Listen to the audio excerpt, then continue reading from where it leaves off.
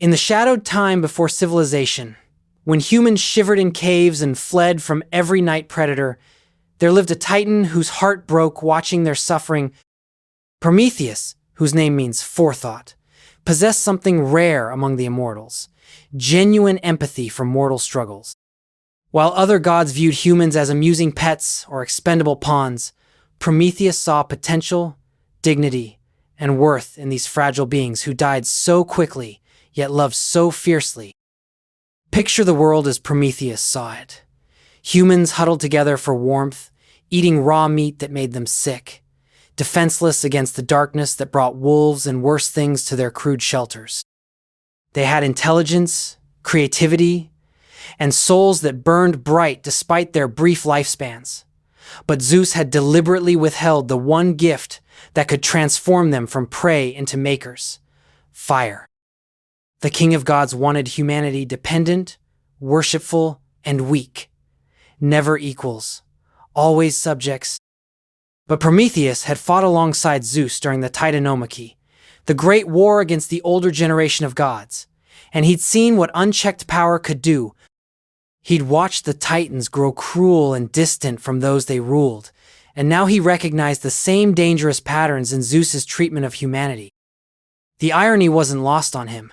He'd helped Zeus overthrow tyrants, only to watch his ally become one. The theft itself required extraordinary courage and cunning. Prometheus climbed the treacherous slopes of Mount Olympus, slipping past divine guards and supernatural defenses to reach Hephaestus's forge. There, surrounded by the tools that shaped lightning bolts and divine weapons, he carefully captured an ember of sacred fire, not just physical flame, but the spark of civilization itself. He concealed it within a hollow fennel stalk, his heart pounding with the knowledge that discovery meant eternal punishment. The moment he delivered fire to humanity changed everything. Imagine the first cooked meal that didn't make anyone sick, the first warm shelter that kept the night terrors away, the first metal tool that made impossible tasks achievable. But more than practical benefits, fire represented knowledge, progress, and the divine spark that separated thinking beings from mere animals. Humans began to stand straighter, speak with confidence, and look at the stars not with fear, but with curiosity. This transformation terrified Zeus, because it challenged the fundamental order he'd established. Humans with fire could develop technology, question authority, and perhaps one day threaten the gods themselves. What Prometheus saw as justice and compassion, Zeus interpreted as dangerous rebellion that undermined divine supremacy. The punishment that followed would echo through millennia as both warning and inspiration. Prometheus knew exactly what he was risking when he made that climb. His gift to humanity wasn't impulsive. It was a calculated sacrifice by someone who understood that progress always demands a price from those brave enough to pay it. He chose to become humanity's champion, knowing it would cost him everything, because he believed their potential was worth his eternal suffering. In our modern world, we see echoes of Prometheus in every whistleblower who risks their career to expose corruption, every activist who challenges unjust systems, every innovator who shares knowledge that powerful interests want suppressed. His story reminds us that the gifts we take for granted, technology, education, freedom of thought, often came at tremendous cost to those who fought to secure them for us. The fire Prometheus stole wasn't just about warmth and cooking. It represented the spark of human consciousness that refuses to accept limitation, the divine flame within each person that drives us to create, explore, and transcend the circumstances of our birth. Every time we choose compassion over convenience, justice over safety, or truth over comfort, we honor the Titan who saw our potential and paid everything to help us achieve it. Tonight, as we explore what happened after that fateful theft, remember that you carry Prometheus's fire within you. The warmth of human connection, the light of knowledge, the power to transform your world. These are his gifts, purchased with his eternal torment and offered freely to every generation. His rebellion continues, wherever humans refuse to be diminished by those who fear their potential. Zeus's rage was not the hot anger of mortals that burns bright and dies quickly. It was the cold, calculating fury of absolute power that plans perfect punishments with infinite patience. When he discovered Prometheus had stolen fire from the divine realm, the king of gods didn't strike immediately in blind wrath.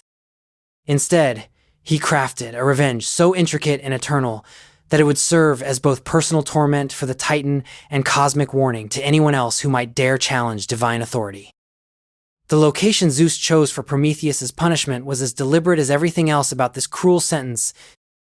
The Caucasus Mountains stood at the edge of the civilized world, a desolate wilderness where screams would echo unheard and suffering would remain hidden from the eyes of both gods and mortals. Here, Prometheus would be chained to a jagged cliff face, his immortal body spread against the stone, like a living sacrifice to divine pride. The chains weren't ordinary metal, but adamantine bonds forged by Hephaestus himself, unbreakable links that would hold even a Titan for all eternity. But Zeus's creativity and cruelty went far beyond simple imprisonment. Each dawn would bring an eagle, some say it was Zeus himself in bird form, to tear at Prometheus's exposed flesh with talons sharp as divine blades. The great bird would focus on the liver, ripping through skin and muscle to feast on the organ that ancient Greeks believed housed courage and emotion. For hours each day, Prometheus would endure agony beyond mortal comprehension while remaining fully conscious, his immortal nature ensuring he felt every tear, every bite, every moment of excruciating pain. The true genius of this torture lay in its renewal. As an immortal Titan, Prometheus's body would heal completely each night, his torn flesh knitting back together, his destroyed liver regenerating whole and healthy. He would wake each morning not scarred and numbed by previous trauma but perfectly restored, only to face the eagle's return with fresh capacity for suffering. There would be no gradual building of tolerance, no merciful fading of sensation. Each day's torment would feel as sharp and terrible as the first. Yet what makes Prometheus extraordinary isn't just that he endured this punishment, but how he bore it. Ancient sources describe him not begging for mercy or cursing his choice to help humanity, but maintaining his defiant compassion even while eagles tore at his flesh. When other immortals visited his mountain prison, sometimes out of curiosity, sometimes out of pity, they found him still speaking of his love for the humans he'd elevated. His suffering hadn't broken his spirit or changed his conviction that mortals deserved better than the cruel neglect Zeus had planned for them. This daily torment continued for centuries, each dawn bringing fresh agony, while Prometheus watched the world below transform because of his gift. He could see smoke rising from human settlements, where his stolen fire had taken root and spread. The same flames that caused his eternal punishment were now warming families, cooking food that wouldn't poison children, and illuminating the darkness that had once made humans helpless prey. Even through his own anguish, he could witness civilization blooming because of his sacrifice. The psychological dimension of his punishment was perhaps even more sophisticated than the physical torture.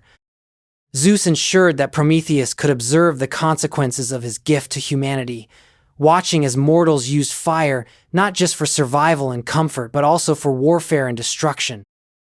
The same flames that cooked their food also forged weapons of war.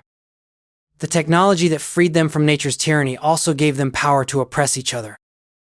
Zeus wanted Prometheus to question whether his sacrifice had truly been worth the complex legacy it unleashed.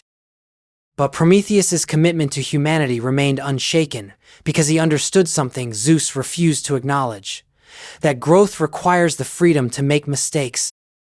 He had given mortals not just fire but the capacity for choice, the ability to create beauty or destruction, to build or tear down, to love or harm. The dark applications of his gift didn't negate its value any more than the potential for heartbreak makes love worthless. True progress comes from the freedom to fail, learn, and try again. Modern audiences can recognize in Prometheus's punishment the experience of anyone who has paid a personal price for speaking truth to power or standing up for those without voices. Whistleblowers who sacrifice their careers to expose corruption, activists who face persecution for demanding justice, innovators who are attacked for challenging established systems, all carry echoes of the Titan's ordeal. His story reminds us that meaningful change often requires someone willing to bear the consequences of challenging those who profit from the status quo. The eagle that devoured his liver each day wasn't just Zeus's instrument of torture. It represented the relentless nature of institutional punishment, designed to break the spirit of those who dare to care more about justice than personal safety. Yet Prometheus's endurance proved that some convictions run deeper than self-preservation, that love for others can sustain courage through even the darkest trials. His punishment would eventually end. Heracles would one day shoot down the eagle and break the chains, but that rescue lay far in the future. For now, Prometheus hung between earth and sky, his blood feeding the mountain stones, his cries echoing across empty peaks, his heart still burning with love for the mortals whose potential had cost him everything. His sacrifice was becoming the foundation upon which human civilization would build its greatest achievements. The years stretched into decades, then centuries, and still Prometheus hung on his mountain prison, his defiance as unbroken as his chains were unbreakable. Visitors to the Caucasus would sometimes hear his voice carried on the wind, not screaming in agony as Zeus had hoped, but singing ancient songs of creation, telling stories to the eagles that tormented him, even offering comfort to other suffering souls who found their way to his desolate peak. His punishment had been designed to crush his spirit through isolation and pain, but instead it revealed the true depth of his compassion. What made Prometheus's endurance so extraordinary wasn't just his physical tolerance for suffering, but his absolute refusal to regret the choice that brought him to this place. Other titans who had challenged Zeus, Atlas holding up the sky, Tantalus eternally thirsting, had been broken by their punishments, their spirits diminished until they became hollow shells of their former selves. But Prometheus remained fully present in his agony, his consciousness sharp, and his purpose clear, even as the eagle tore at his regenerating flesh day after day. The key to his resilience lay in understanding what his sacrifice had truly accomplished. From his mountain perch, he could observe the gradual transformation of human civilization, spreading across the world below, like flames from a cosmic hearth. The first crude fire pits had evolved into sophisticated forges, where humans shaped metal tools that made their work easier and their lives more secure. Villages grew into cities, lit by thousands of oil lamps, their brightness visible even from the heights of the Caucasus. Children who might have died in the cold were growing to adulthood, learning to read and write by firelight, creating art and music and poetry. But Prometheus also witnessed the darker applications of his gift, and these moments tested his resolve more than any physical torture.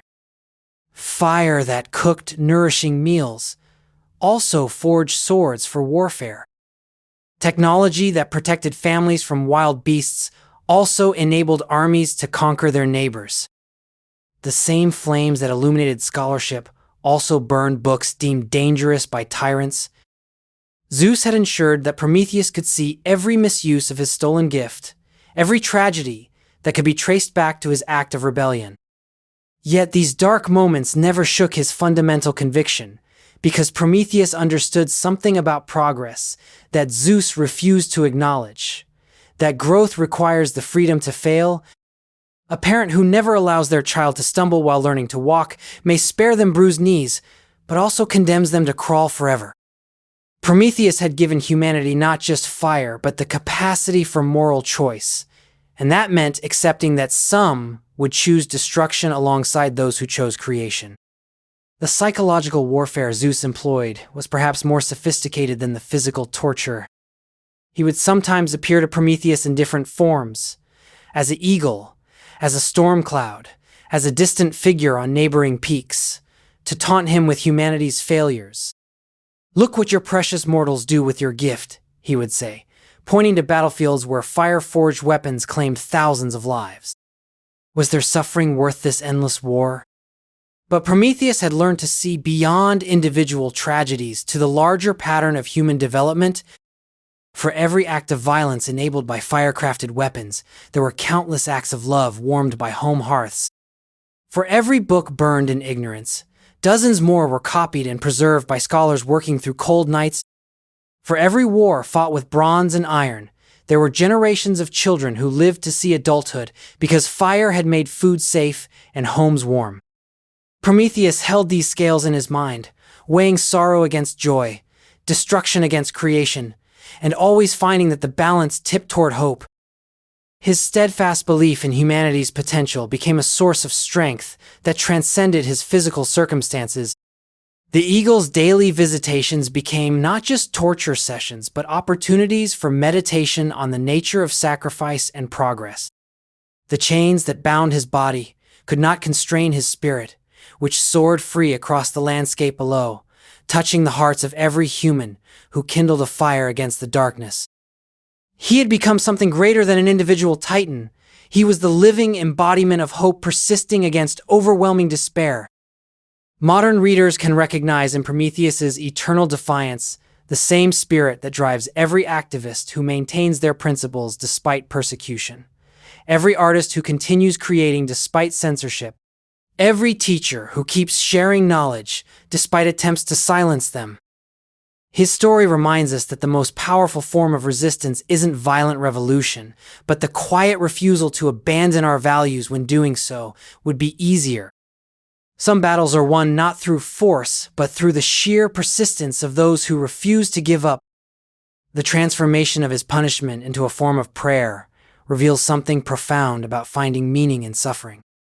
Prometheus didn't waste energy raging against his fate or plotting impossible escapes. Instead, he used his ordeal as a daily renewal of his commitment to humanity's future. Each moment of agony became a conscious choice to reaffirm that his sacrifice had been worthwhile. This wasn't passive acceptance, but active defiance, turning Zeus's intended humiliation into a monument to unshakable conviction. As the centuries passed and his punishment continued, Prometheus evolved from revolutionary to prophet, his voice carrying across the mountains to inspire other rebels, other innovators, other souls willing to risk everything for the sake of progress. His eternal defiance had become proof that some truths are more powerful than any torture, some loves deeper than any fear. The fire he had stolen for humanity burned brightest, not in their forges and hearths, but in the hearts of all who chose compassion over comfort, justice over safety. Zeus's revenge against Prometheus was not limited to the Titan's eternal torment. The king of gods understood that true punishment must extend beyond the individual rebel to encompass everyone who had benefited from his defiance. If Prometheus loved humanity enough to steal fire for them, then humanity itself would bear the weight of divine wrath through a gift that would seem like blessing but carry the seeds of endless sorrow. This was how Pandora came into being, not as a companion for lonely mortals, but as Zeus's most sophisticated weapon against the species that had dared to accept stolen fire.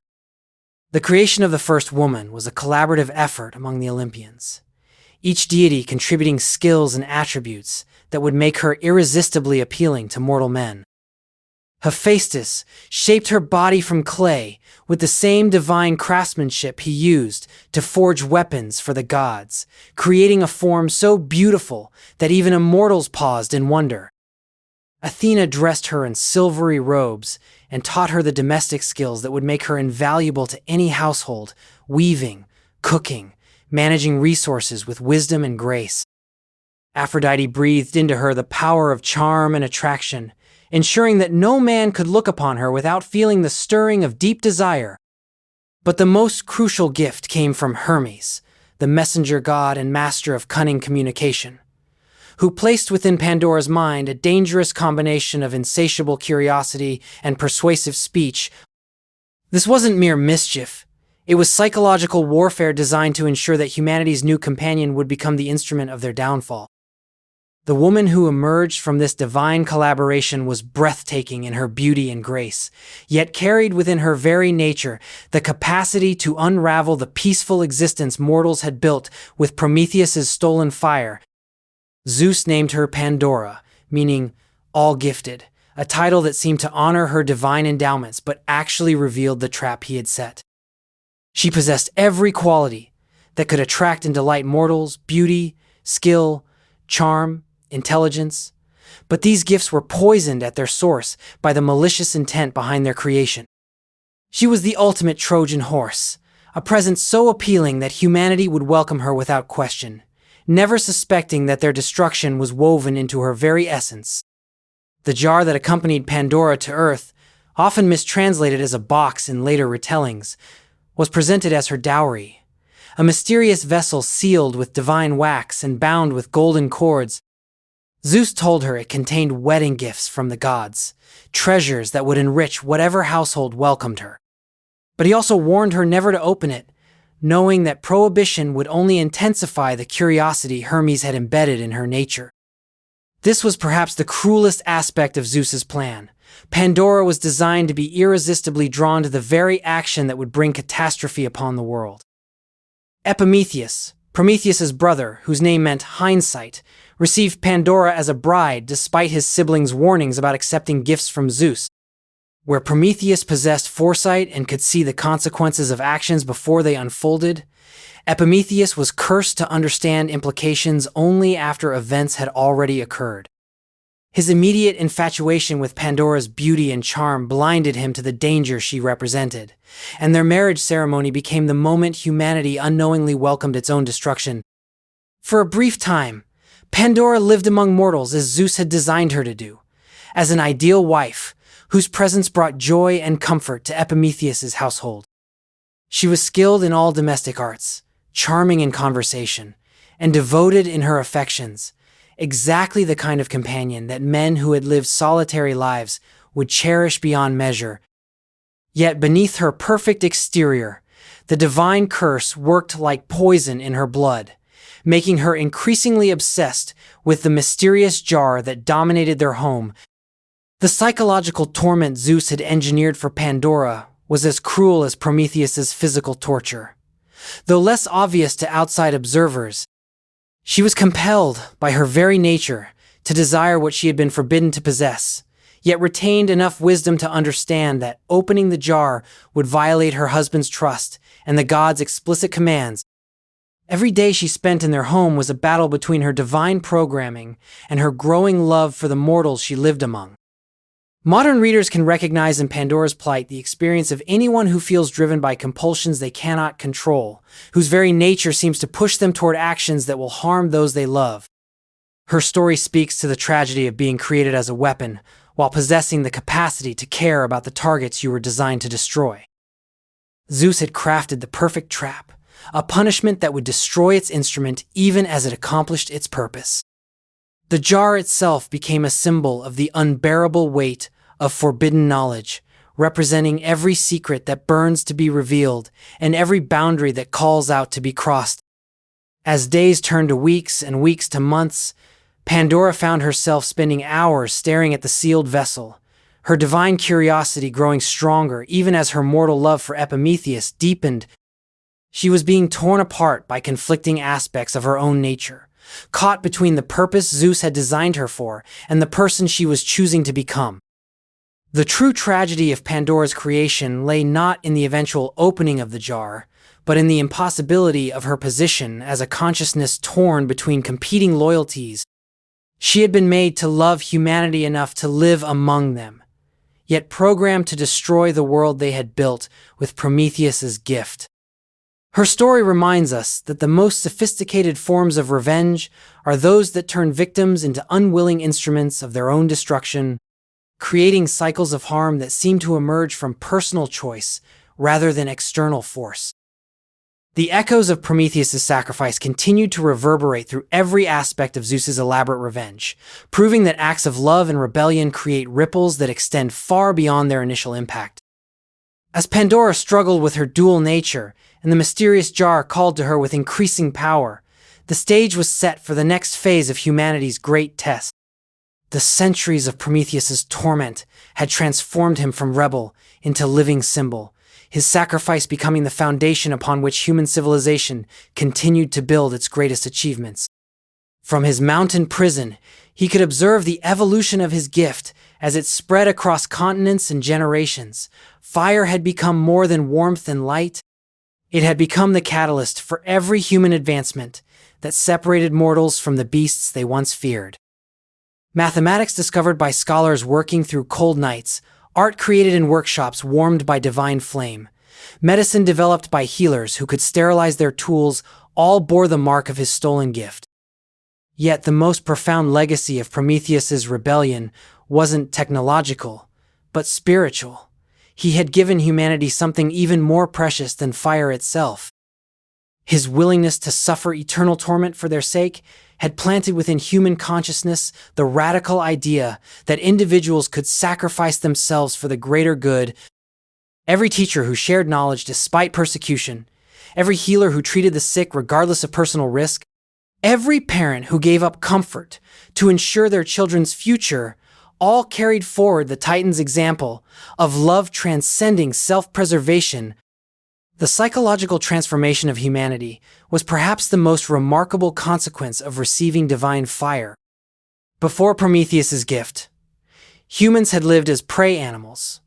Their entire existence focused on immediate survival and basic needs.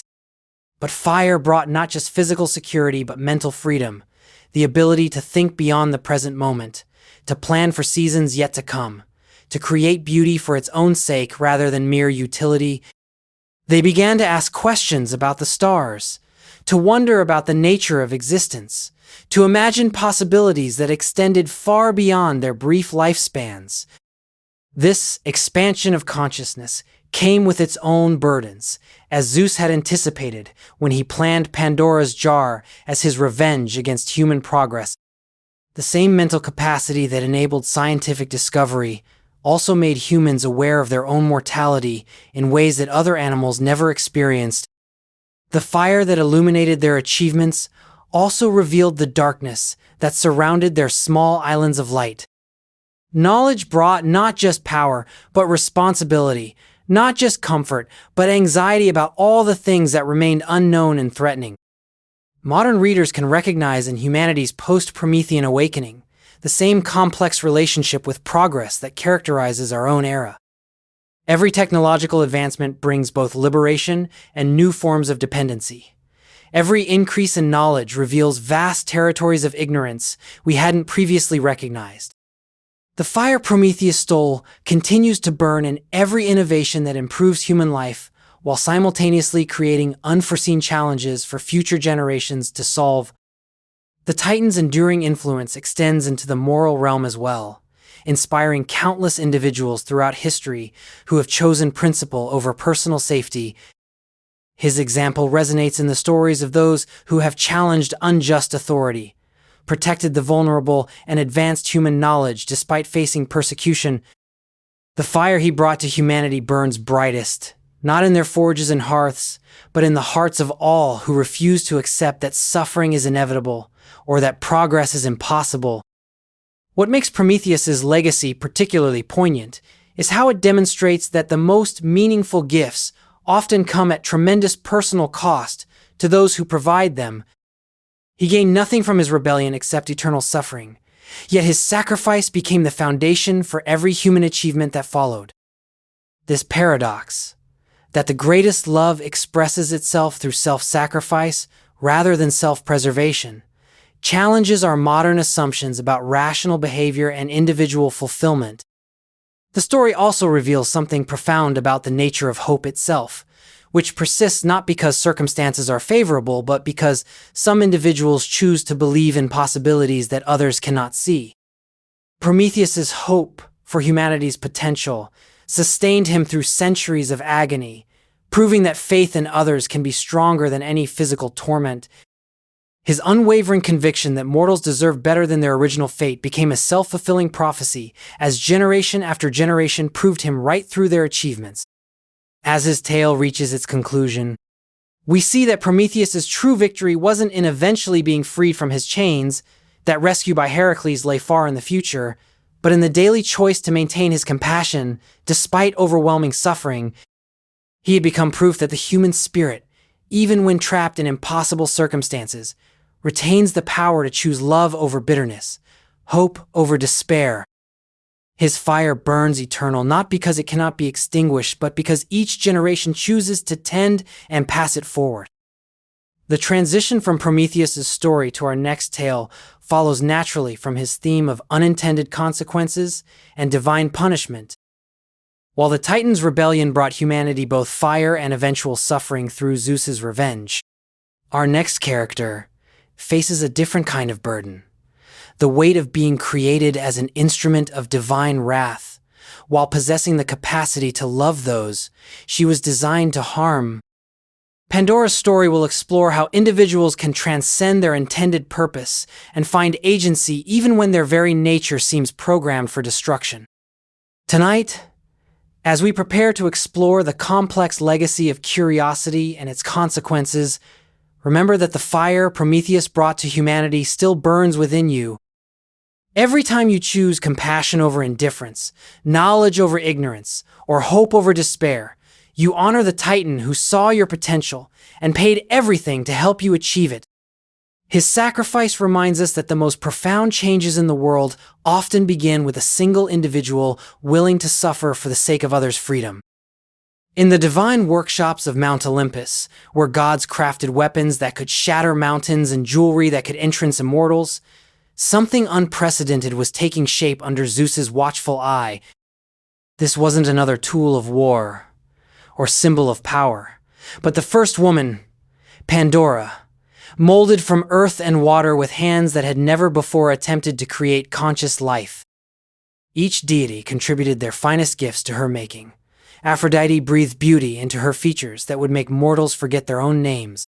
Athena wove intelligence into her mind, alongside skills in weaving and household management, while Hermes embedded within her psyche a dangerous combination of curiosity and eloquent speech. Yet, as divine hands shaped her clay form and immortal breath filled her lungs with life, Pandora's first conscious moment was not wonder or gratitude, but confusion. She opened eyes that had never seen sunlight to find herself surrounded by beings of impossible radiance, their faces bearing expressions she couldn't interpret.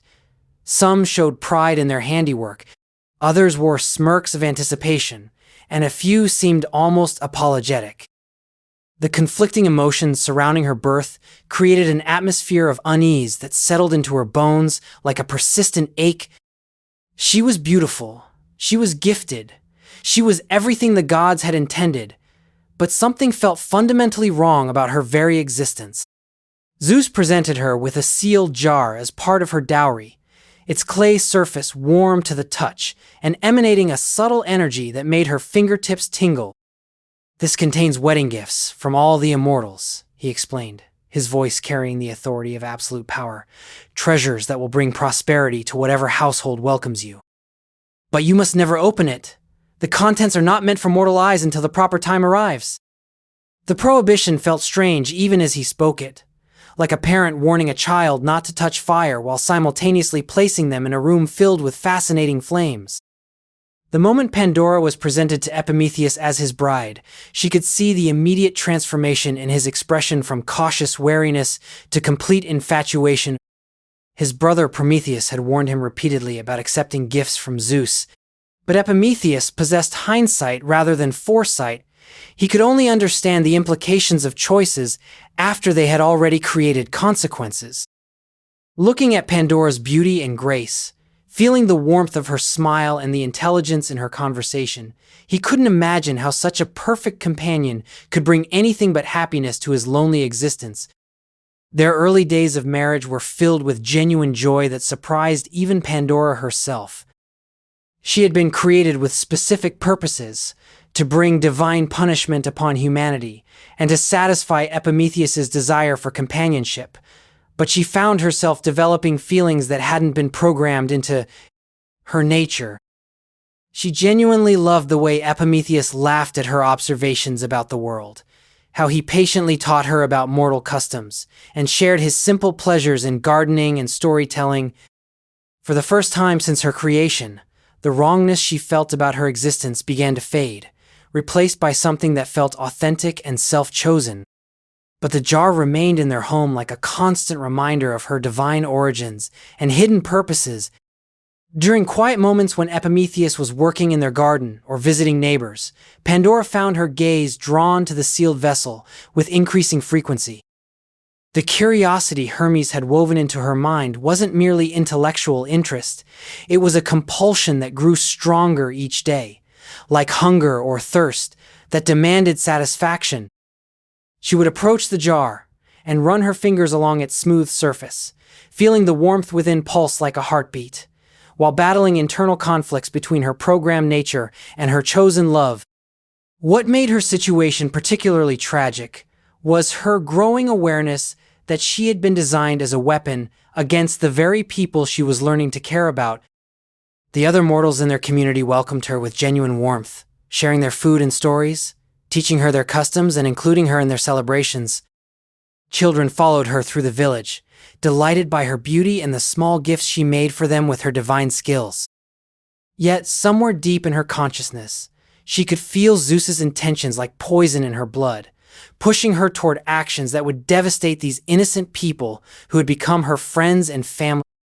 Modern readers can recognize in Pandora's plight the experience of anyone who feels driven by compulsions they cannot fully control, addiction, mental illness, or trauma responses that push them toward behaviors that harm those they love most. Her story speaks to the anguish of being caught between the person you want to be and the patterns you feel powerless to change. She possessed free will and genuine affection for her new community, yet also carried within her nature drives that seemed to operate beyond conscious choice. The psychological sophistication of Zeus's revenge becomes clear through Pandora's internal experience. He had created not just a destroyer, but a destroyer who would suffer from her own destructive nature. She was condemned to love what she was designed to harm, to build relationships she was programmed to devastate.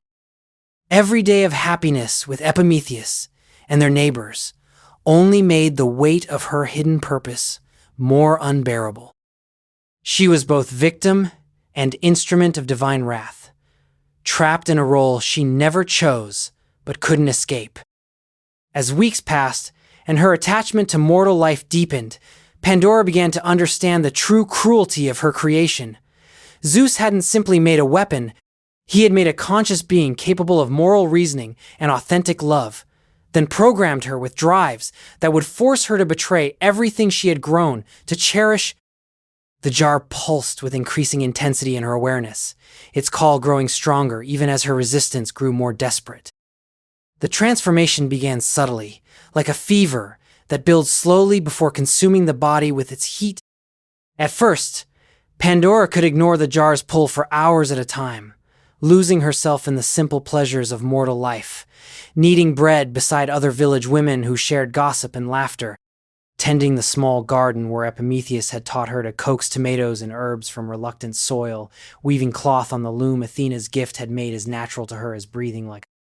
These ordinary moments felt precious precisely because they were chosen rather than programmed, authentic expressions of the person she was becoming rather than the weapon Zeus had designed.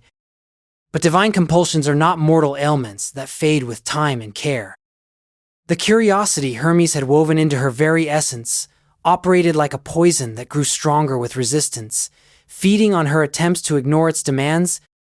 What started as occasional glances toward the sealed jar evolved into longer periods of standing before it, her hands trembling with the effort of keeping them at her sides, while her mind conjured increasingly vivid fantasies about what treasures might wait inside.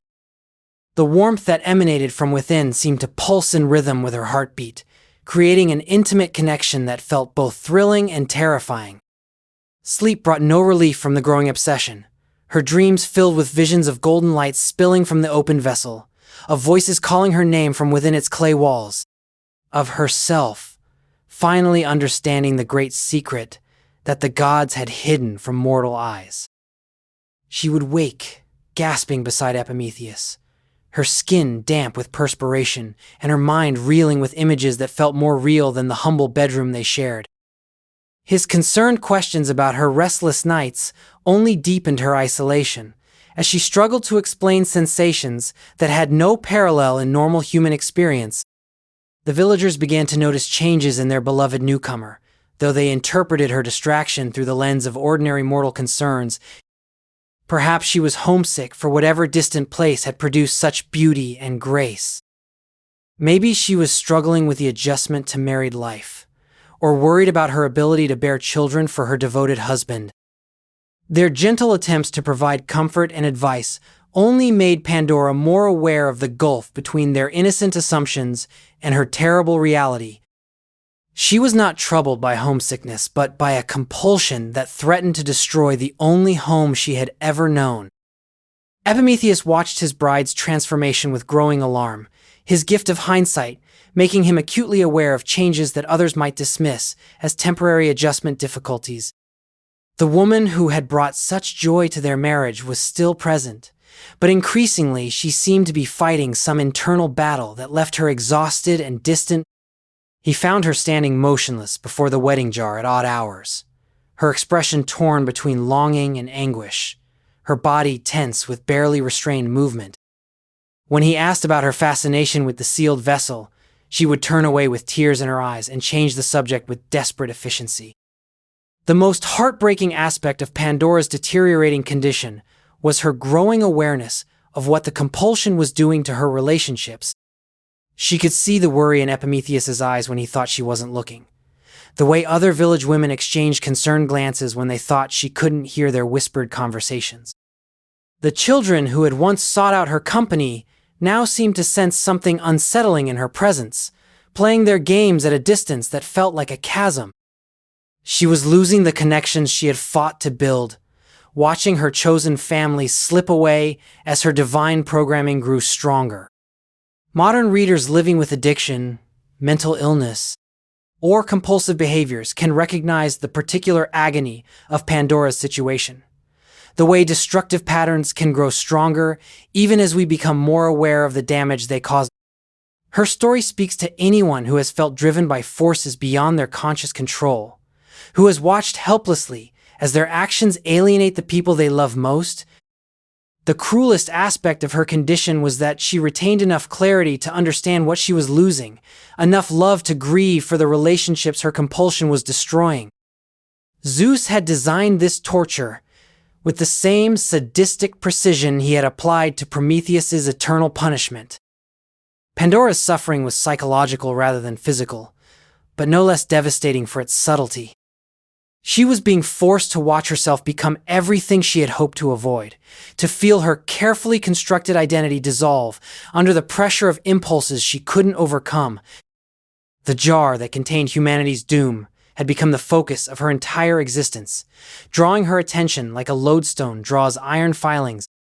The village priest, observing Pandora's declining condition during religious ceremonies, suggested that she and Epimetheus make offerings to various gods who might help with marital difficulties or women's troubles. But how could mortal remedies address a divine curse? How could human wisdom compete with the will of Zeus himself? Pandora participated in the rituals with desperate hope, but deep in her heart, she knew that no conventional solution could free her from the compulsion that was devouring her peace. As days turned into weeks and the pressure continued to build, Pandora began to understand that her resistance was finite. Divine compulsions don't weaken with time. They grow stronger, more insistent, more impossible to ignore. She could feel her willpower eroding like a coastline under relentless waves, each moment of resistance a little weaker than the last. The question was no longer whether she would eventually open the jar, but when her defenses would finally crumble completely. The morning arrived with deceptive normalcy, birds singing their ancient songs from olive branches heavy with dew, the familiar scent of bread baking in neighboring homes, children's laughter echoing through narrow village streets. Epimetheus had risen early to tend their small vineyard, his movements gentle and methodical as he checked each vine for signs of disease or pest damage. The ordinary beauty of their shared life should have brought Pandora comfort, but instead it felt like a cruel mockery of the turmoil raging within her divine-crafted mind. She moved through their morning routine like someone walking through water. Every gesture requiring tremendous effort, every smile a performance that exhausted her remaining reserves. The jar sat in its usual place near their hearth, but its presence had evolved from mere object to living force that commanded her attention with increasing urgency. What had once been occasional whispers from within had become a constant chorus of voices calling her name, promising revelations that would finally explain the restless hunger gnawing at her soul. The warmth emanating from its clay walls had intensified until she could feel it across the room, pulsing through her awareness like a second heartbeat that grew stronger, while her own seemed to weaken. When she tried to focus on simple tasks, sweeping their floor, preparing their meal, her hands would tremble and her vision would blur, as if her very existence depended on answering the jar's irresistible call. Epimetheus noticed her distraction immediately, his gift of hindsight making him acutely aware of patterns that others might dismiss as temporary moods. "My love," he said gently, setting down his pruning shears to approach her with the careful movements one might use with a wounded bird. "You seem troubled again. Perhaps we should visit the temple today, make offerings to Hestia for peace in our home." His suggestion was born from genuine concern and ignorance of her true nature. How could mortal wisdom address the divine compulsion that was devouring her sanity? She wanted to collapse into his arms and confess everything, but the words died in her throat as she realized he would never understand the forces pulling her toward destruction. "I'm fine," she managed, the lie tasting bitter on her tongue even as she spoke it. But they both knew she wasn't fine. Hadn't been fine for weeks now, as the pressure built behind her eyes like water against a cracking dam. The woman he had married, the companion who had brought such joy to his previously solitary existence, was disappearing piece by piece as something else took control of her thoughts and actions. She could see the fear beginning to creep into his expression, the way he watched her from the corner of his eye when he thought she wasn't looking. After Epimetheus left to trade at the village market, Pandora found herself alone with the jar for the first time in days. The silence of their empty home seemed to amplify the object's call until it filled every corner of her awareness, drowning out rational thought and replacing it with overwhelming need. She approached the sealed vessel with steps that felt both inevitable and horrifying, her hands reaching out before her conscious mind could stop them. The clay surface was hot to the touch now, almost burning, and she could swear she felt movement within, not the shifting of objects, but something alive and desperate for release. The golden cord that bound the jar's lid was beautiful in its simplicity, each strand woven with divine precision that spoke of power beyond mortal understanding.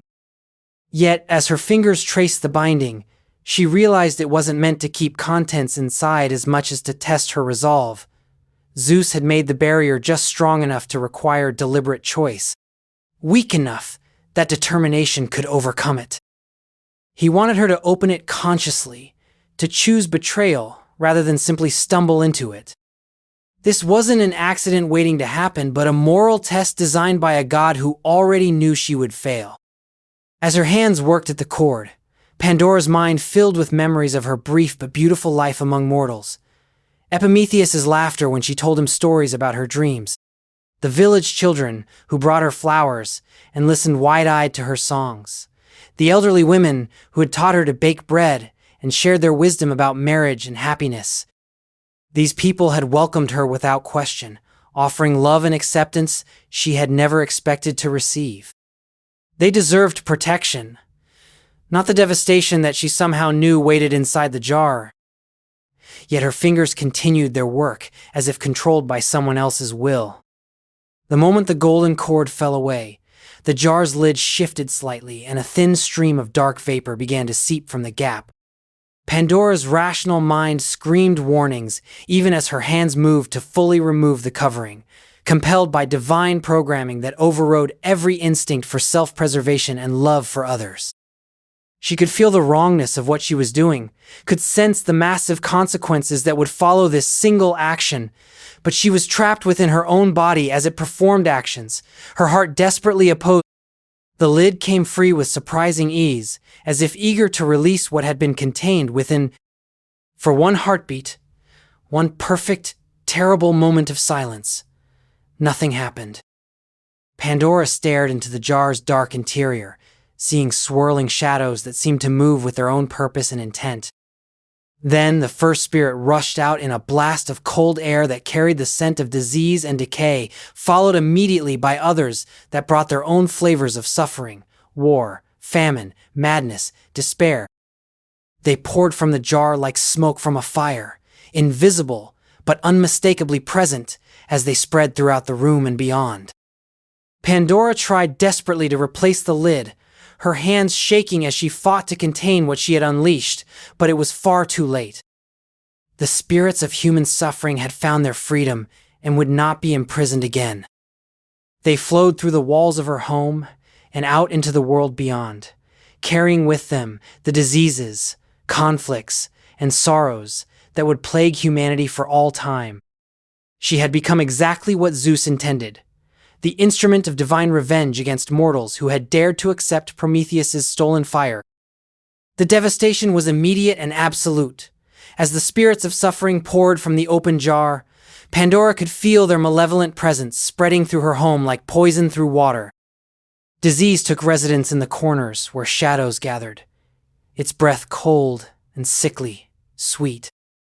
War settled into the spaces between the walls, whispering strategies of conflict and revenge that would turn neighbor against neighbor. Famine crept along the floor like hungry rats, already planning the failed harvests and empty granaries that would plague future generations. Each spirit carried its own signature of misery, and together they began transforming the peaceful sanctuary she had shared with Epimetheus into something hollow and haunted. But as Pandora sobbed over the destruction she had unleashed, desperately trying to force the lid back onto the now empty jar, she heard something that stopped her heart. A voice from within the vessel, not the harsh whispers of the escaped evils, but something warm and gentle, like sunlight on water or a mother's lullaby sung to a frightened child. "Please," the voice called, barely audible above her own anguished weeping. "Don't abandon me here in the darkness. I am the gift Zeus never intended to give, the one blessing he couldn't corrupt, even with his hatred." Through her tears, Pandora peered into the jar's depths and saw a faint golden glow pulsing at the very bottom, like a small star that had fallen from the sky and chosen to hide in the most unlikely place. This presence felt completely different from the malevolent spirits she had released, where they brought cold and despair. This entity radiated warmth and possibility. Her hands trembled as she realized what Zeus had unknowingly trapped alongside humanity's torments. Hope herself, the one force that could sustain mortals through the suffering that was now spreading across the world. "You are hope," Pandora whispered, her voice barely audible as understanding dawned. The golden light pulsed brighter in response, and she felt something shift in her chest. Not the terrible compulsion that had driven her to open the jar, but a gentler pull that felt like choice rather than coercion. "Zeus didn't mean to include you, did he?" Hope's presence seemed to smile at the question, filling the clay vessel with warmth that reached even into Pandora's guilt-stricken heart. "I slipped in when the other gods weren't looking," Hope explained, her voice growing stronger as Pandora leaned closer to hear. "I knew what Zeus intended, knew that humans would need something to sustain them through the darkness he was planning to unleash. So I hid myself among the sufferings, disguising my light so it wouldn't be discovered and removed. I have been waiting for this moment, not for the evils to escape, but for the chance to offer humanity what they will need most." The choice Pandora faced now was entirely different from the compulsion that had driven her to release suffering into the world. This decision felt genuinely hers. She could leave hope trapped in the jar, ensuring that humanity would face their new trials without comfort or possibility of better times. Or she could complete what she had inadvertently started, giving mortals the one gift that could help them endure whatever Zeus's revenge would bring. For the first time since her creation, she felt the weight and wonder of true free will. "But if I release you," Pandora said, her voice thick with the guilt of what she had already done, "won't you just abandon them when things become too difficult? Won't you fly away, like all the others did?" Hope's glow intensified, and Pandora felt a presence more constant and reliable than anything she had ever experienced in her brief life. This wasn't the fickle attention of the Olympic gods or the programmed affection of her divine creation. This was something that chose to stay, regardless of circumstances. "I am not like the others," Hope replied, her voice carrying the weight of eternal commitment. "They spread quickly and then move on, causing damage and departing to find fresh victims. But I work slowly and steadily, staying with each person who needs me, for as long as they require my presence. I am the voice that whispers tomorrow might be different, when today feels impossible. I am the dream that sustains parents through sleepless nights with sick children. I am the stubborn refusal to give up that drives humans to rebuild after every disaster." Understanding the true nature of this choice, Pandora reached into the jar without hesitation and lifted Hope free from her clay prison. The spirit took the form of a small golden butterfly that settled gently on Pandora's outstretched palm, its wings catching the afternoon light streaming through their window. For a moment, Hope remained perfectly still, as if gathering strength after her long confinement. Then she began to glow brighter and brighter until the entire room was filled with warm, golden radiance. "Thank you," Hope whispered, her voice now coming from everywhere and nowhere, woven into the very air they breathed. "You have given humanity something Zeus never intended them to have, the ability to find meaning in their struggles, to believe in possibilities beyond their current pain. The sufferings you released are real, and they will cause great hardship. But I will be there with every human who needs me, helping them remember that no darkness lasts forever." As Hope's presence spread beyond their home and into the world beyond, Pandora felt something remarkable happening within her own heart. The crushing guilt that had defined her existence since opening the jar began to transform into something more complex, and ultimately more healing. She had indeed brought suffering into the world, but she had also ensured that humanity would never face that suffering alone. Her choice to free Hope hadn't erased the consequences of her earlier actions, but it had given them meaning and balance. When Epimetheus returned from the village that evening, he found his wife sitting quietly by their hearth, her face marked by tears, but somehow more peaceful than he had seen her in weeks. The oppressive atmosphere that had filled their home was gone, replaced by something that felt like the promise of dawn after the darkest night. Though he would soon learn about the changes her actions had brought to the world, he could already see that the terrible compulsion that had been destroying his beloved wife had finally released its hold on her. In the days following Hope's release, the world began experiencing changes that would have seemed impossible to previous generations of mortals. The spirits of suffering that had escaped from Pandora's jar manifested in ways both subtle and devastating. Children fell ill with fevers that had never existed before. Neighbors who had lived peacefully for decades suddenly found reasons to quarrel over boundary lines and water rights, and harvest seasons began failing in patterns that defied natural explanation. Yet alongside these new hardships came something unprecedented: the quiet persistence of human beings who refused to surrender to despair even when circumstances seemed hopeless. Pandora watched these transformations with a complex mixture of grief and wonder, understanding for the first time the full weight of her divine creation and purpose. She had been crafted as an instrument of Zeus's revenge, designed to bring suffering to mortals who had dared to accept Prometheus's gift of fire. But in her final act of choice, releasing Hope into the world, she had transcended her programming and become something the gods had never intended: a benefactor of humanity rather than its destroyer. The guilt of unleashing suffering would remain with her forever, but it was now balanced by the knowledge that she had also given mortals the one gift that could sustain them through any trial. The villagers who had welcomed her as Epimetheus's bride began to understand the connection between her arrival and the strange new challenges they faced, but their response revealed the immediate power of Hope's presence in their lives. Instead of turning against the woman who had inadvertently brought hardship to their community, they rallied around her and Epimetheus with compassion that surprised even themselves. "We all make choices we regret," the village elder said gently when Pandora tried to confess her role in their troubles, "but what matters now is how we face tomorrow together." This response, choosing understanding over blame, unity over division, became the first example of hope's influence on human behavior. The relationship between Pandora and Epimetheus deepened in ways that neither divine foresight nor hindsight could have predicted. Her husband's gift of understanding consequences after they occurred helped him grasp the impossible position she had been placed in, the way divine compulsion had operated through her, while she retained enough consciousness to suffer from her actions. Rather than seeing her as the cause of new hardships, he recognized her as the first victim of Zeus's elaborate revenge, a being created to carry burdens she had never chosen. Their love evolved from the initial attraction and companionship into something deeper, a partnership built on shared understanding of suffering and mutual commitment to healing.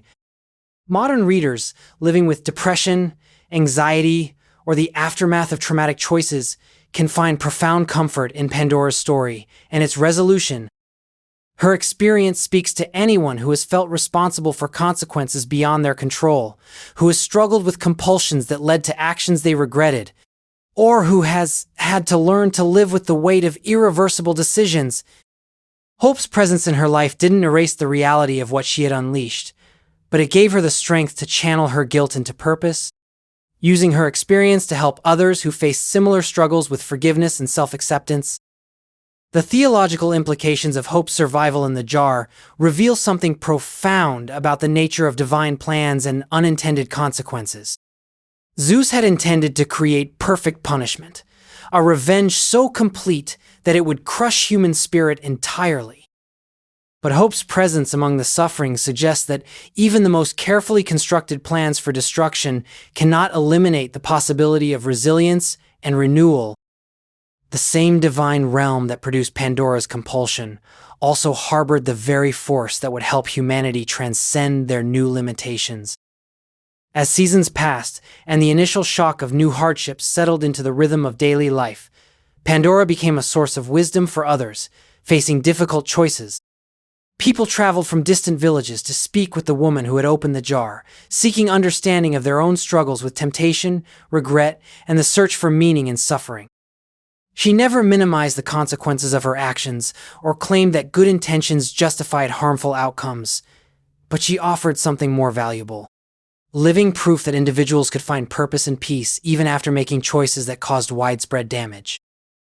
The agricultural metaphors that had always surrounded Hope's influence became literal reality in Pandora's new life.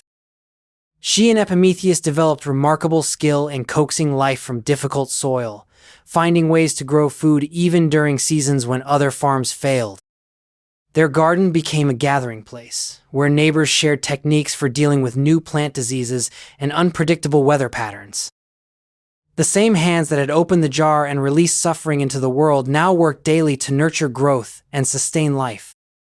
Children born after Hope's release displayed qualities that amazed their parents and grandparents, a resilience in the face of setbacks that seemed to come naturally, an instinctive understanding that difficulties were temporary rather than permanent conditions. These young ones would grow up in a world where suffering and hope coexisted as fundamental aspects of human experience, neither trying to eliminate hardship entirely nor surrendering to despair when challenges arose. Pandora would live to see these children become adults who approached problems with both realistic assessment and unshakable belief in the possibility of solutions. Her legacy extended far beyond the immediate consequences of opening the jar, becoming a testament to the power of individual choices to reshape destiny even within seemingly predetermined circumstances. The woman created as Zeus's weapon against humanity had chosen instead to become humanity's advocate, ensuring that no future generation would face their trials entirely alone. Her story reminds us that our worst moments can become the foundation for our greatest contributions, and that redemption often comes through embracing responsibility rather than escaping it. As our second tale draws to a close, we see in Pandora's transformation a preview of themes that will emerge in our final story: the complex relationship between divine expectations and human agency, the way individual choices can have consequences far beyond their initial scope, and the eternal tension between destiny and free will. Her journey from divine instrument to conscious chooser points toward our next character, who will face his own struggles with living up to impossible standards while discovering the true source of identity and worth. The palace of Helios stood at the eastern edge of the world, where dawn first touches the earth with fingers of gold and rose. Here, surrounded by columns that captured and reflected the first light of each new day, lived the most dutiful deity in all creation, the sun god who had never missed a single sunrise in the history of time. His daily journey across the heavens required absolute precision, unwavering strength, and the kind of divine responsibility that left no room for error or rest. Yet, despite his cosmic importance, Helios carried within his immortal heart the same vulnerable love that mortal fathers feel for their children. Phaethon had grown up in the mortal realm, raised by his mother Clymene, with stories of his divine father, but no concrete proof of his celestial heritage. Unlike other children who could point to their fathers working in nearby fields or workshops, Phaethon's father remained a figure of myth and longing. The god who painted the sky with sunrise colors but never stayed for breakfast, who brought warmth to the entire world but couldn't attend a single school festival or coming-of-age ceremony.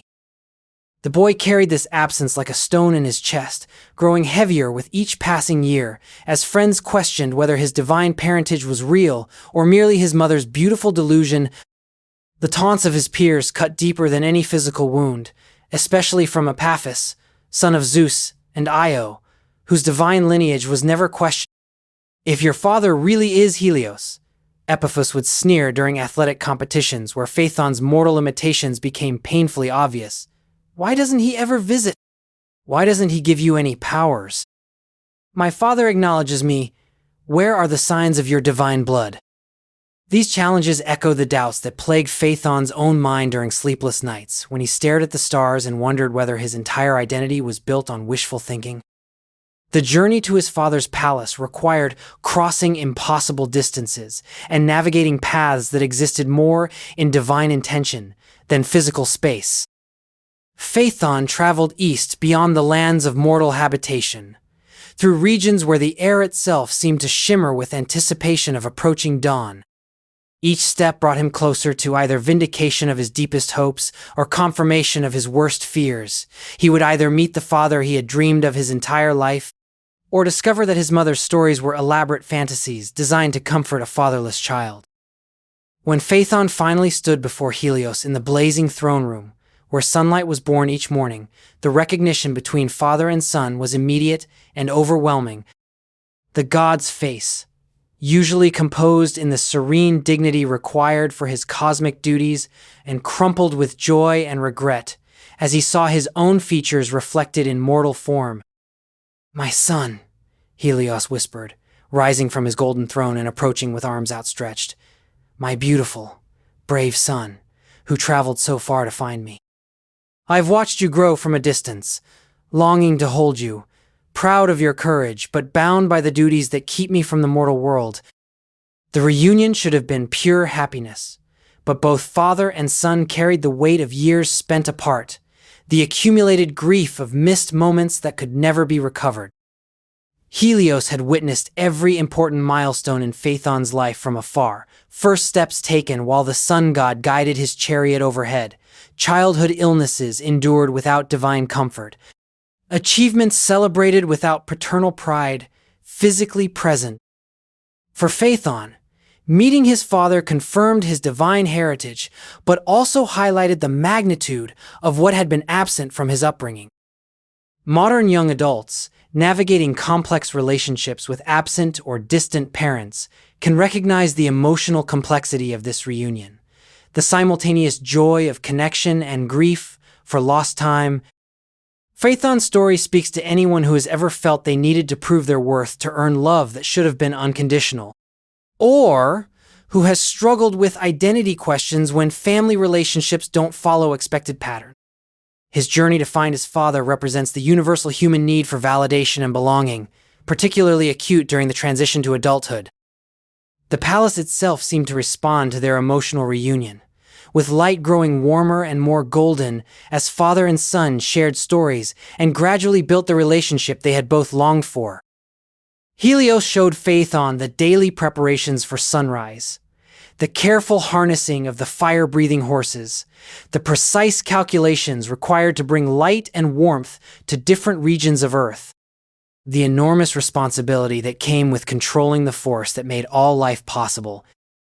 Through these demonstrations, the god was not just sharing his work, but offering his son the intimacy of understanding what defined his existence. Yet even in these precious hours of connection, both father and son were building toward a moment that would test the strength of their newfound bond and reveal the tragic consequences that can flow from love complicated by guilt, pride, and the desperate desire to make up for lost time. The Golden Palace trembled with anticipation as Helios and his son shared their first meal together, divine ambrosia and nectar tasting sweeter for the company they kept. For the first time in his immortal existence, the sun god allowed himself to truly pause, letting the preparations for dawn wait while he absorbed every detail of his son's face, memorizing the way Phaethon's eyes lit up when he spoke of his mortal adventures. The boy had inherited his father's radiance but carried it in mortal form, a golden glow that flickered like candlelight rather than blazing like the eternal sun, beautiful in its humanity and fragility. As their conversation deepened beyond initial reunion joy, Helios began to understand the profound loneliness that had shaped his son's character. Phaethon spoke carefully at first, then with growing emotion, about the years of doubt and mockery he had endured, the way his claims of divine parentage had been dismissed as delusion or desperate attention-seeking. "Epiphus laughs when I mention your name," Phaethon confessed, his voice cracking with old pain. "He says if you truly were my father, you would have claimed me publicly, given me some sign of your favor that no one could deny. Sometimes, in my darkest moments, I wondered if he was right, if I had built my entire identity around a beautiful lie." The raw vulnerability in his son's admission struck Helios like a physical blow, revealing the unintended consequences of divine duty that demanded his complete attention. While he had been faithfully bringing light to the world each day, his own child had been living in shadow, starved for the paternal validation that other boys took for granted. The god's heart broke as he realized that his cosmic responsibility, the very dedication that made him reliable and trustworthy, had failed the person who needed him most. Every sunrise he had never missed represented another day he hadn't been present for his son's struggles.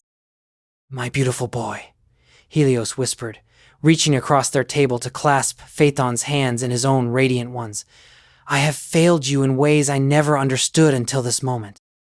My love for you burns as constant as the sun itself, but love without presence is just another form of absence.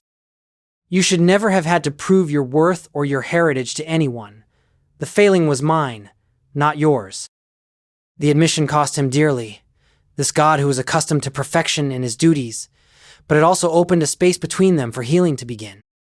In his overwhelming desire to make amends for years of unintended neglect, Helios made the kind of promise that loving parents often make without considering the full implications. "Ask anything of me, my son, anything at all, and I will grant it. By the river Styx, I swear this oath. Let me give you something that will silence every doubt about your divine heritage forever." The oath was sacred and binding, more powerful than any mortal legal contract, but it was also driven by guilt and the desperate need to compensate for lost time. Helios was offering his son the moon without stopping to consider whether the moon could be safely handled by mortal hands. Phaethon's response revealed how deeply the years of questioning had wounded his sense of self-worth. He didn't ask for riches or power for personal gain, but for something that would prove beyond doubt that he belonged among the children of gods. "Let me drive your chariot across the sky for one day," he said, his voice gaining strength as the words left his lips.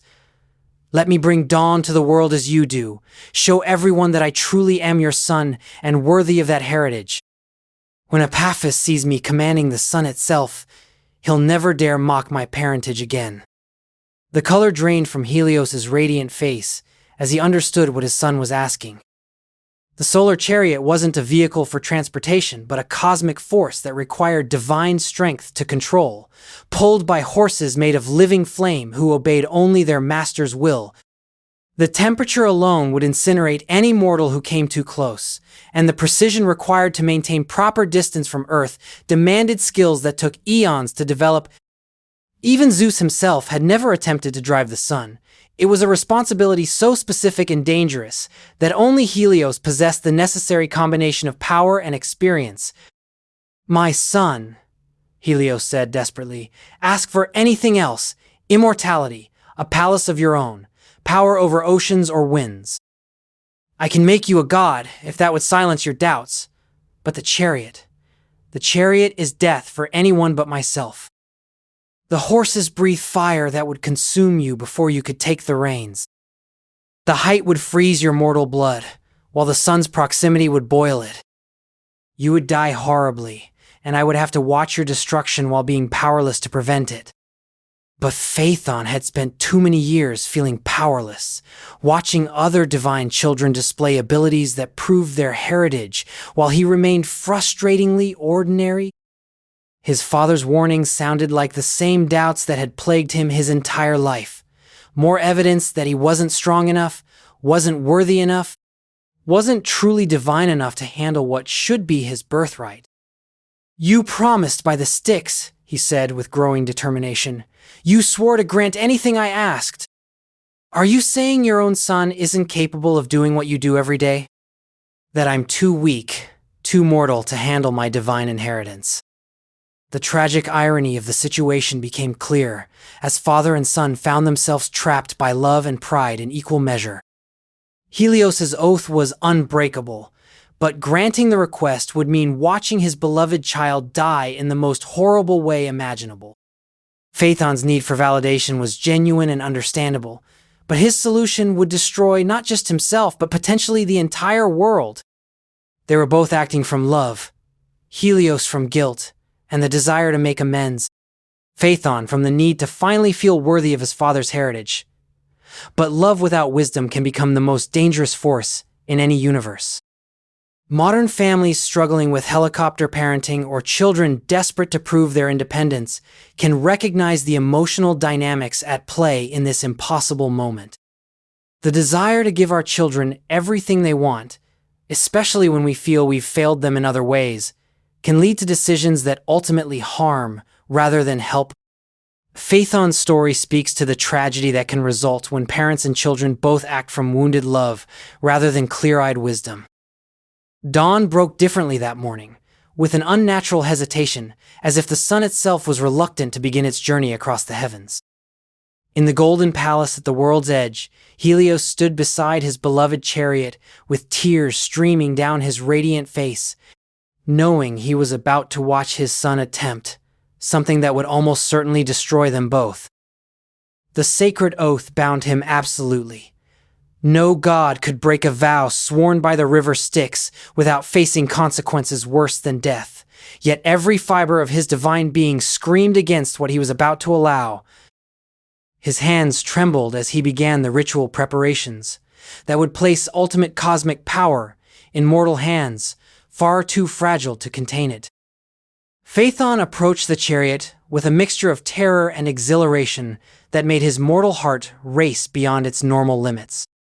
The vehicle itself defied human comprehension, crafted from materials that existed nowhere on Earth, its wheels spinning with contained starfire and its golden reins woven from solidified sunlight. The 4 horses that would pull it across the sky were magnificent and terrible in equal measure, their breath coming in jets of flame that could melt bronze, their eyes glowing like small suns as they pawed the crystalline floor with hooves that left smoking prints on divine marble. Just standing near them made sweat pour from Phaethon's skin, while simultaneously making him shiver with the cosmic cold that existed at the edge of space. "Please, my son," Helios whispered one final time, his voice breaking with desperate love. "Let me find another way to prove your heritage. These horses obey only me because I have spent eons learning their individual temperaments and needs. Pyrrha burns with the fury of wildfire. Eos carries the gentle warmth of spring dawn. Aethon blazes with midsummer intensity, and Phlegon embodies the destroying heat of desert noon. Together they are forces of nature that require divine strength and infinite patience to control. No mortal has ever attempted this and survived, not because they lacked courage, but because mortal flesh cannot withstand the cosmic forces involved. But Phaethon's need to prove himself had grown beyond reason during the sleepless night he had spent in his father's palace. Every gentle warning felt like another expression of doubt in his abilities, another confirmation that even his own father saw him as too weak to handle his divine inheritance. "You promised," he said with the kind of stubborn determination that only the young possess, "and I won't let you break that promise because you think I'm not strong enough. I am your son, and today the whole world will know it." His words carried the desperate bravado of someone trying to convince himself as much as others, but they also carried the unshakable will that would make retreat impossible. The moment Phaethon grasped the reins, everything went wrong with terrifying speed. The horses sensed immediately that their master's hands were not holding the golden straps, and their reaction was swift and violent. Without Helios's divine strength to control them, they surged forward with chaotic energy that sent the chariot careening wildly off its carefully calculated path. Pirwa, the wildfire horse, tried to dive toward Earth, where he could sense forests ready to burn, while Eos pulled upward, seeking the cool heights where spring flowers bloomed in eternal gardens. The chariot was torn in 4 different directions, as each horse followed its own instincts rather than working in harmony under a master's guidance. Phaethon's mortal strength proved utterly inadequate for the task he had demanded. Where Helios could have steadied the reins with divine muscle that never tired, the boy's arms burned with agony after mere minutes of fighting the cosmic forces, trying to tear him apart. The heat from the sun's proximity was beginning to cook his flesh, even through his father's protective clothing, while the thin air at celestial heights left him gasping and dizzy. He could feel his mortal body beginning to fail in ways that divine constitution would never experience. Yet pride and terror kept him clinging to the reins, even as they sliced through his palms like golden razors. Below on Earth, the consequences of his loss of control became immediately and catastrophically apparent. As the chariot dipped too low, entire forests burst into flame that would burn for days, rivers boiled away to nothing, and croplands were reduced to ash in moments. When the horses pulled too high, regions of the world were plunged into unnatural cold that killed people who had fallen asleep in summer warmth. The carefully balanced climate that Helios maintained through centuries of precise navigation was being destroyed in a single morning by a boy who had never considered the global consequences of his personal desire for validation. From his palace, Helios watched in horror as his son's flight created destruction on a scale that threatened all mortal life. This wasn't just a young man's mistake, but a cosmic disaster that could end civilization itself if it continued. The god's love for his son warred with his responsibility to protect the world he had faithfully served for eons, creating an impossible choice between personal devotion and universal duty. He could see Phaethon fighting desperately to regain control, the boy's courage and determination clear even from a distance. But mortal will could not overcome the fundamental limitations of mortal flesh. Modern readers living in an era of climate change and environmental crisis can recognize the profound symbolism in Phaethon's disastrous flight. His story speaks to the consequences that ripple out from individual choices, the way personal desires for recognition or power can create damage far beyond what we initially intended. The burning forests and boiling rivers serve as ancient warnings about what happens when forces beyond our understanding are treated carelessly or used to satisfy ego rather than serve genuine need. The tragic irony of Phaethon's situation was that he had finally achieved what he wanted. Every person on Earth now knew beyond doubt that he was divine, that his father truly was the sun god. But this knowledge came at a price so terrible that it transformed his moment of triumph into humanity's greatest disaster. He had proven his heritage by nearly destroying the world his father worked daily to sustain and protect. As the chariot continued its destructive path across the sky, both father and son faced the approaching moment when love would collide with necessity, when Zeus himself would be forced to intervene to save the world from the consequences of one family's complicated relationship. The boy who had reached for the sky was about to learn that some heights are beyond mortal grasp, and some dreams require a price too terrible to pay. From his throne atop Mount Olympus, Zeus watched the unfolding catastrophe with the grim recognition of someone who had seen mortal ambition destroy itself countless times before. The smoke rising from burning forests darkened the sky, while rivers boiled away to nothing, and the screams of mortals caught between fire and ice reached even his celestial heights. This wasn't merely one young man's tragic mistake. This was a cosmic disaster that threatened the delicate balance he had spent millennia establishing, the careful order that kept all life from descending into primordial chaos. The king of gods faced the most heartbreaking decision in his long reign: destroy an innocent boy to save the world that boy had inadvertently doomed. Below in the burning sky, Phaethon had moved beyond panic into a strange state of clarity that sometimes comes to those facing impossible circumstances. His mortal hands were ruined now, the flesh burned away by rains made of solidified sunlight, but he could no longer feel the pain through the divine fire that was slowly consuming his body from within. He could see the destruction spreading beneath him, entire civilizations reduced to ash, the work of generations destroyed in moments, and finally understood the true weight of cosmic responsibility that his father carried each day. The boy who had demanded to prove his divine heritage was learning too late that godhood meant choosing the needs of all creation over personal desires, even when that choice breaks your heart. In his palace, at the edge of dawn, Helios wept with the grief of a parent watching their child die by degrees. He could see every detail of his son's agony through his divine sight, could witness the exact moment when Phaethon's mortal flesh began to fail under forces no human body was designed to withstand.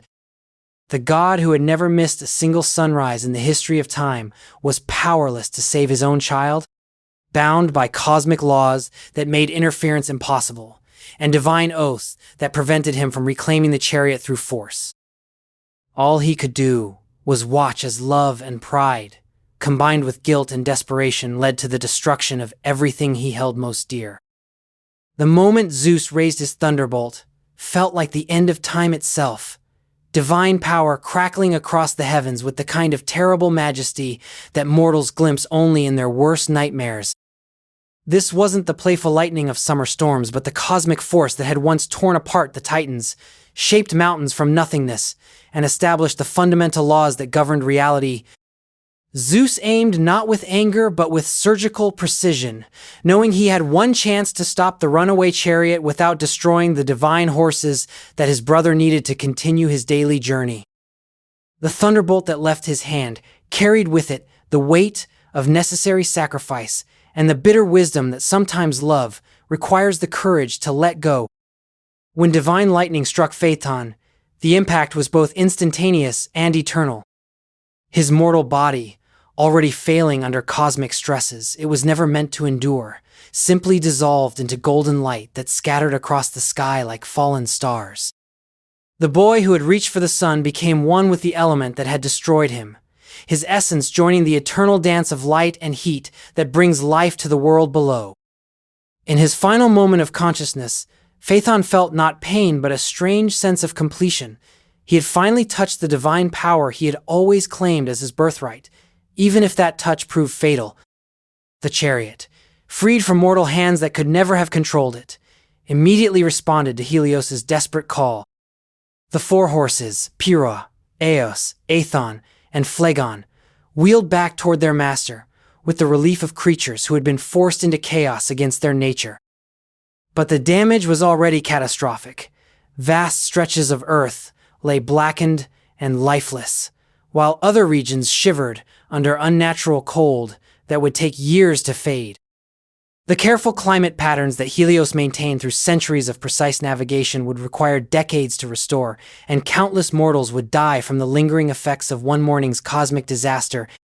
As Phaethon's golden remains fell toward Earth like the most beautiful and terrible meteor shower in history, they landed in the river Eridanus, where his sisters, the Heliades, were waiting. These daughters of Helios had felt their brother's pain through their shared divine blood and had rushed to the riverbank in desperate hope of somehow helping him. But instead of rescue, they could only witness his destruction, catching fragments of his transformed essence while weeping tears that would turn to amber as their grief overwhelmed their immortal nature. Their mourning was so profound that it began transforming them into poplar trees, their tears becoming precious resin that would preserve their sorrow for all time. Modern audiences living in an era of climate change and environmental destruction can find deeply relevant warnings in Phaethon's story. His disastrous flight serves as an ancient cautionary tale about the consequences of treating forces beyond our understanding as personal playgrounds for ego and ambition. The burned forests and boiling rivers speak to contemporary concerns about what happens when natural systems are destabilized by human actions taken without proper consideration of global consequences. Like many modern environmental disasters, Phaethon's tragedy began with individual desires, but ended with collective suffering. The psychological complexity of Zeus's intervention reveals something profound about the nature of authority and responsibility. The king of gods had to kill an innocent boy to save the world that boy was inadvertently destroying, making a choice that was simultaneously necessary and heartbreaking. His thunderbolt represented the kind of difficult decisions that leaders sometimes face, actions that are morally right but personally devastating, choices that serve the greater good while causing immense personal pain to those who must make them. For Helios, the loss of his son became a daily reminder of the price of cosmic duty. Every sunrise he faithfully brought to the world was also a memorial to the boy who had died trying to prove himself worthy of that same responsibility. The god would continue his eternal journey across the heavens, but now it carried the weight of grief and the hard-won wisdom that some gifts cannot be shared, no matter how desperately we want to give them to those we love.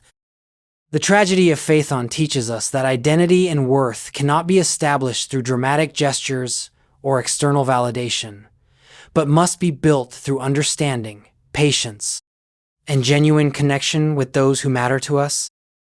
The boy's need to prove his divine heritage was understandable and even admirable, but his chosen method revealed a fundamental misunderstanding of what strength and worthiness actually mean. True divinity lies not in controlling cosmic forces, but in accepting responsibility for the consequences of our choices. In the aftermath of cosmic tragedy, when the sky had returned to its normal blue and Helios had resumed his careful journey across the heavens, the true cost of Phaethon's flight became clear through the grief of those who loved him most. His sisters, the Heliades, had felt every moment of his agony through their shared divine blood, experiencing his terror and determination as if they were their own emotions. They had rushed to the banks of the river Eridanus, not in hope of rescue. They understood too well the cosmic forces involved, but simply to be present for their brother's final moments. Their vigil became something more profound than mourning. It transformed into a living monument to the complexity of love that persists even when hope is gone. The golden fragments of Phaethon's transformed body fell into the river like the most beautiful rain that Earth had ever witnessed, each piece carrying within it the essence of a young man who had dared to reach beyond mortal limitations. His sisters waded into the sacred waters to gather these remnants, their hands burning as they touched what remained of their brother's divine heritage. They spoke to each fragment as if it could hear them, sharing memories of their childhood together in their father's palace, telling him about the sunrises he would never see and the conversations they would never have. Their voices carried across the water with such pure grief that even the river itself seemed to pause in its eternal flow, as if nature was honoring the depth of their loss. But divine grief operates by different laws than mortal sorrow, growing stronger rather than weaker with time, and eventually reshaping reality around its intensity. As days passed, and the Heliades refused to leave the riverbank where their brother's essence had fallen, their tears began to change in ways that reflected their immortal nature. What started as saltwater expressions of loss gradually transformed into drops of golden amber, each tear preserving within its crystalline structure the exact emotional weight of that moment. They wept not just for Phaethon, but for every dream that dies before fulfillment, every young person whose reach exceeds their grasp, every parent who must watch their child's destruction. The transformation of the Heliades into poplar trees happened so gradually that they barely noticed the change beginning. First, their feet grew roots that anchored them to the muddy banks where they had kept their vigil. Then their arms stretched skyward like branches reaching toward the sun. Their father carried each day. Their skin roughened into bark that would protect them from the elements, while their hair became leaves that would sing Phaethon's story to every wind. They accepted this metamorphosis willingly, understanding that their human forms could not contain the magnitude of their eternal mourning. As trees, they could stand sentinel forever, marking the place where divine love had collided with cosmic necessity. Modern audiences, living in an era of environmental awareness, can find profound meaning in the sisters' transformation into living memorials. Their poplar grove became a sacred space where the boundaries between human emotion and natural world dissolved, where grief was given physical form that could endure for centuries. The amber tears they continued to weep would be discovered by humans throughout history, each piece carrying within its golden depths the preserved essence of divine sorrow. These ancient tears became treasured jewels, not for their beauty alone, but for their connection to a love so profound it literally reshaped the natural world. The psychological wisdom embedded in their story speaks to anyone who has experienced loss that feels too large for mortal hearts to contain. The Heliades teach us that some grief is so sacred it requires transformation rather than simple healing, that love powerful enough can become a permanent part of the landscape we inhabit. Their willingness to become trees rather than move on from their brother's memory validates the human instinct to create lasting monuments to those we've lost, to refuse the consolation that would require forgetting. Helios, continuing his daily journey across the sky, now passed each morning over the poplar grove where his daughters kept their eternal watch. The god who had once been defined entirely by his cosmic duty discovered that his greatest meaning came not from the precision of his solar path, but from the love that connected him to these mourning trees and the memory of his lost son. Every sunrise became a prayer of remembrance. Every sunset, a moment of communion with the daughters who had chosen to remain where Phaethon's light had finally gone out. The river Eridanus itself was changed by what it had witnessed and received. The waters that had caught Phaethon's remains became sacred to those seeking healing from losses that seemed impossible to bear. Pilgrims would travel great distances to stand where the Heliades had wept, understanding that some places hold the concentrated essence of human experience in ways that can provide comfort to those facing similar trials. The amber tears washing up on the riverbank became talismans carried by parents grieving lost children, by siblings mourning broken dreams, by anyone who had watched love destroy itself through its own intensity. The story of Phaeton's sisters reminds us that witnessing suffering is itself a form of sacred service, that presence in times of loss can be more valuable than any attempt to fix or heal. Their vigil at the riverbank represents the profound human need to honor what has been lost, rather than simply moving forward as if nothing had changed. Their transformation into trees speaks to the way that deep love can root itself so permanently in specific places that it becomes part of the geography of memory. As our three mythological journeys reach their conclusion, the Heliades' eternal mourning connects all our stories through the theme of transformation born from love that refuses to surrender. Like Prometheus enduring torment for humanity's sake, like Pandora choosing to release hope despite her mistakes, like Phaethon reaching for divinity despite mortal limitations, the sisters demonstrate that the most profound human experiences require us to become something beyond what we initially imagined possible. Their poplar grove stands as testament to love's power to create permanent beauty from temporary heartbreak. The amber tears that continue to fall from their branches carry within them not just sorrow, but the complete emotional spectrum of their story. The joy of shared childhood, the terror of watching disaster unfold, the pride in their brother's courage, and the eternal love that made their vigil sacred. These crystallized emotions become gifts to future generations, proof that some feelings are too important to be lost to time. Through their sacrifice, the Heliades ensure that Phaethon's story will be remembered not just as cautionary tale, but as celebration of the divine spark that burns within every soul brave enough to reach beyond their limitations. As we close tonight's journey through these three profound stories about sacrifice, curiosity, and ambition, honestly, I'm sitting here feeling this incredible connection to voices that have been speaking across thousands of years directly to our modern hearts.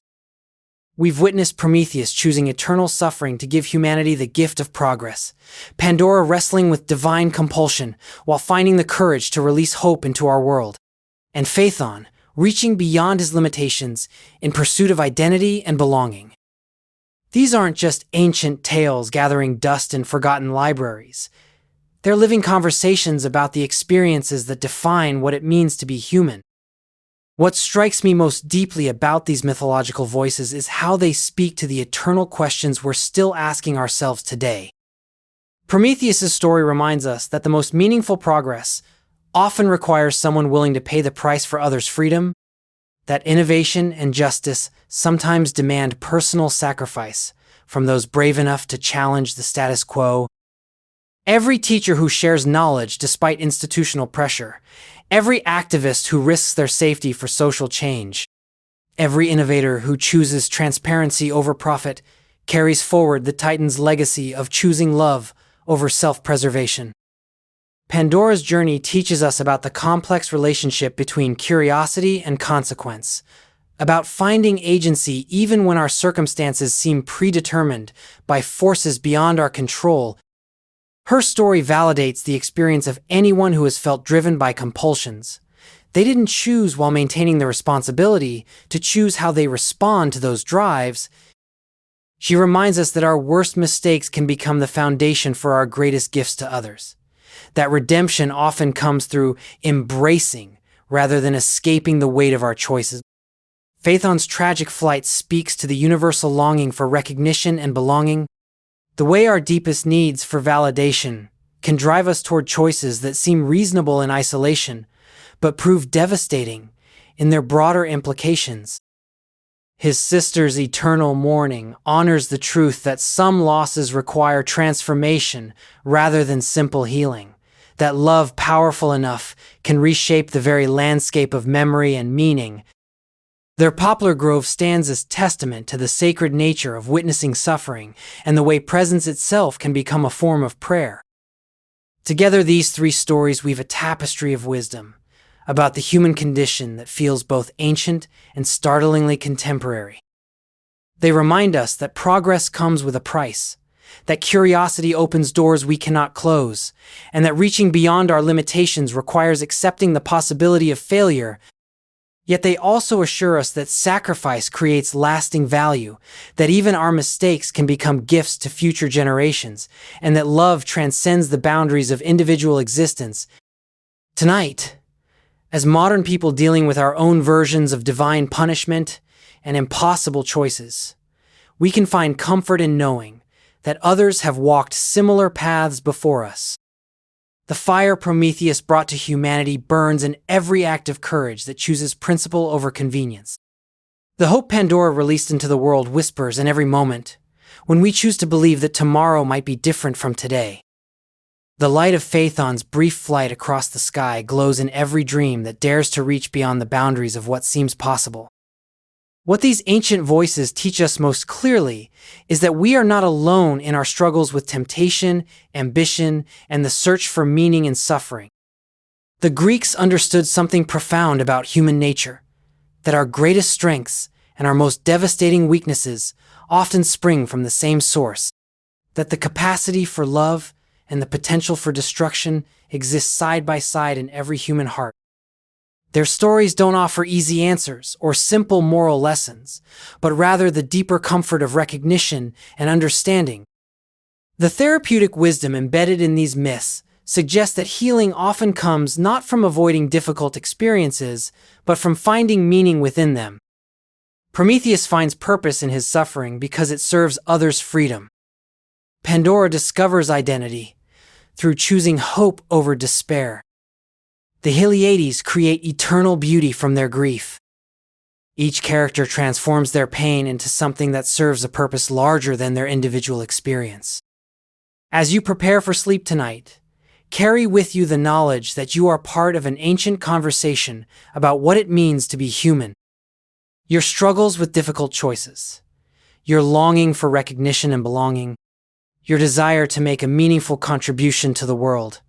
All of these connect you to every person who has ever gazed at the stars and wondered about their place in the cosmic order. The myths remind us that heroism doesn't require perfection, but rather the courage to act with love even when the consequences are uncertain. That wisdom comes not from avoiding mistakes, but from learning to live with the full weight of our choices. That hope persists not because circumstances are favorable, but because some individuals choose to tend and pass forward the flame of possibility. So tonight, as you drift off, surrounded by the gentle darkness that has comforted humans for millennia, let these ancient voices whisper their eternal truths into your dreams. Remember that your capacity for love is stronger than any chains that might bind you, that your choices matter more than the circumstances that surround them, and that you're reaching towards something greater, even if it falls short, adds light to a world that desperately needs every spark of courage and compassion it can gather. These mythological companions, Prometheus with his unshakable conviction, Pandora with her hard-won wisdom, and Phaethon with his fearless reaching toward the divine, it will walk with you through whatever challenges tomorrow might bring. Their stories live on not just in ancient texts, but in every human heart that chooses love over fear, hope over despair, and connection over isolation. Sweet dreams, mythology lovers, and may these eternal voices remind you that you carry within yourself the same divine spark that has inspired humans to reach beyond their limitations since the very beginning of time.